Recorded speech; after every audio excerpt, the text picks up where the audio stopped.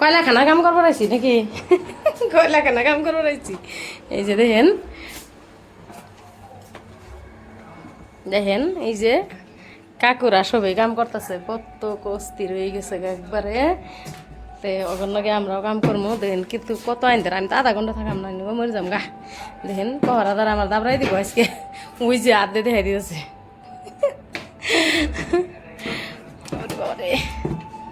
ভিতরে যাই অল্প দেখে আহি। তো কীভাবে কয়লা তার মানে বাই করে, মানে কয়লা খনির তনে কীভাবে কয়লা বাই করে ওইটাই এনে দেহাই থই দিছে দেখবার জন্য মানুষ আহে, আর এটাই দেহে তার জন্যই বাই করে এনেও সব বানাইয়ে খেয়ে দিছে, যাতে কাকুরা গরম না লাগে। এই জন্য ফ্যানও দিয়ে দিয়েছে, দেখছেন কত দামি ফ্যান, বড় ফ্যান দিয়ে দিয়েছে। এই যে কাকুরা কাম করতেছে সুন্দর করে, এত আন্দার থাকে, এর সাথে বেশি আন্দার থাকে, এটা তো লাইট দিচ্ছে এই জন্য কয়লা খনিতে।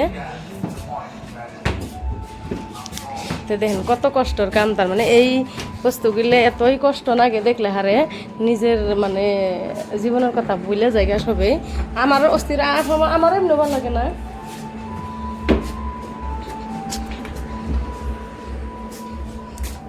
তো ভাবি যে কাকু গণ্যকে কথা কই, আসলে তো কাকুরা কথা জানেই না বোধ। দেখেন কত কষ্ট করতেছে ওরা। তো এইভাবে কয়লা খনিতে কাম করা হয় দেখে এই বস্তুগুলোই বানাইয়া থুয়ে দিছে। আমার কথা কয়ে আমার নাকি কিরকম ভাবে আঙুল লাগে এইরকম সাহস তার মানে করে।